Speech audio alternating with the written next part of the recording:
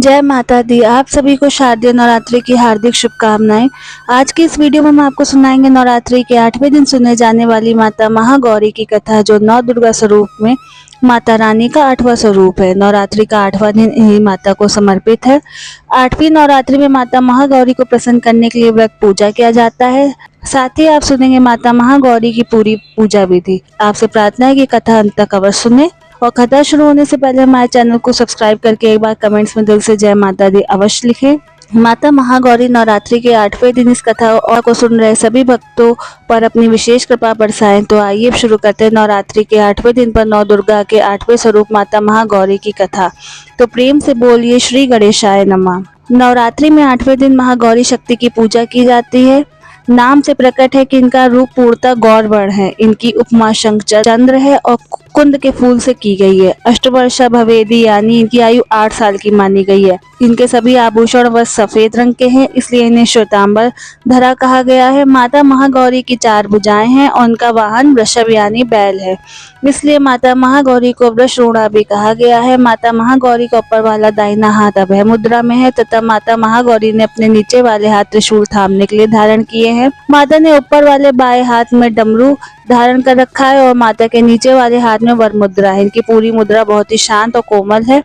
पति रूप में भगवान भोलेनाथ शिव शंकर को प्राप्त करने के लिए माता महागौरी ने कठोर तपस्या की थी। इसी वजह से इनका पूरा शरीर काला पड़ गया था, लेकिन माता महागौरी की इतनी कठोर तपस्या में प्रसन्न होकर भगवान शिव ने इनके शरीर को गंगा के पवित्र जल से धोकर कांतिमय बना दिया था और माता का रूप गौर वर्ण का हो गया था। इसलिए माँ गौरी कहलाई। माता महागौरी अमोघ फल दयनी है और इनकी पूजा से भक्तों के तमाम कष्ट धुल जाते हैं और मनुष्यों के पूर्व संचित पाप कर भी नष्ट हो जाते हैं। माता महागौरी का पूजन अर्चन उपासना आराधना कल्याणकारी है। इनकी कृपा से अलौकिक सिद्धियां भी प्राप्त होती है। नवरात्रि के 8वें दिन की पूजा देवी महागौरी के मूल भाव को दर्शाती है। देवी भागवत पुराण में बताया गया है कि देवी माँ के 9 रूप और 10 महाविद्याएं हैं। सभी आदिशक्ति के अंश और महास्वरूप हैं, लेकिन भगवान शिव के साथ उनकी अर्धांगिनी के रूप में माता महागौरी सदैव कैलाश पर विराजमान रहती हैं। इनकी शक्ति अमोघ और सग फलदायी है। महागौरी की पूजा मात्र करने से व्यक्ति अक्षय पुण्य का अधिकारी बन जाता है।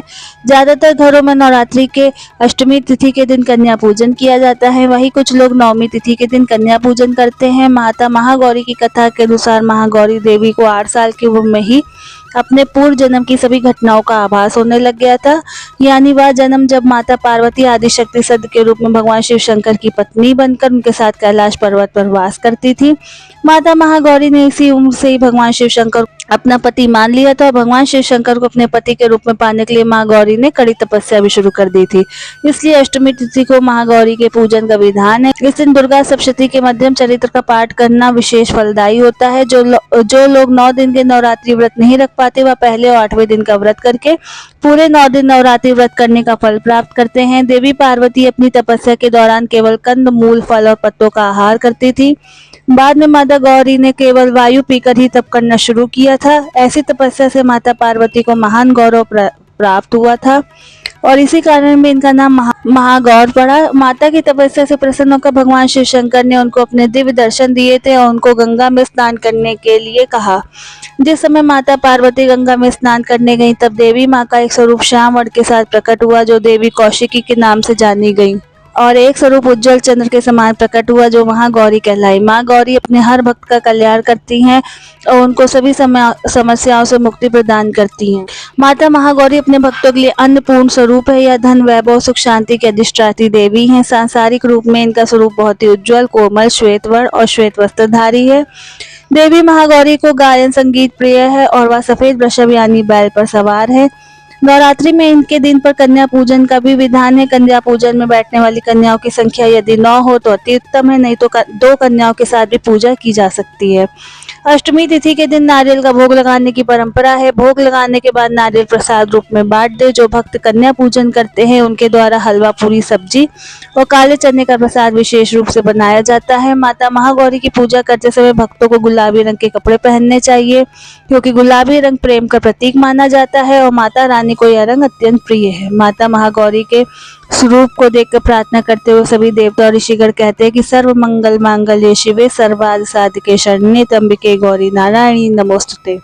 देवी महागौरी जी से संबंधित एक अन्य कथा भी प्रचलित है, जिसके अनुसार एक सिंह काफी भूखा था। वो भोजन की तलाश में वहां पहुंचा जहां देवी गौरी शिव जी को पाने के लिए तपस्या कर रही थी। देवी को देखकर सिंह की भूख बढ़ गई, परंतु वह देवी महागौरी के तपस्या से उठने का इंतजार करते हुए वहीं बैठ गया। इस इंतजार में वह काफी कमजोर हो गया। फिर देवी महागौरी जब अपनी तपस्या से उठी तो सिंह की ऐसी दशा देखकर उन्हें इस पर बहुत दया आई और माँ गौरी उसे अपनी सवारी बना लेती हैं, क्योंकि एक प्रकार से उसने भी माता गौरी के साथ तपस्या की थी। इसलिए देवी गौरी का वाहन बैल और सिंह दोनों है। एक अन्य कथा के अनुसार दुर्गम दानवों के अत्याचारों से भयभीत होकर जब सभी देवता भगवती शाकंभरी की शरण में आए तब माता ने त्रिलोकी को मुग्ध करने वाले अपनी महागौरी रूप का प्रादुर्भाव किया था। यही माता महागौरी आसन लगाकर शिवालिक पर्वत के शिखर पर विराजमान हुई और शाकंभरी देवी के नाम से उस पर्वत पर उनका मंदिर आज भी बना हुआ है। यह वही स्थान है जहाँ शाकंभरी देवी ने महागौरी का रूप धारण किया था।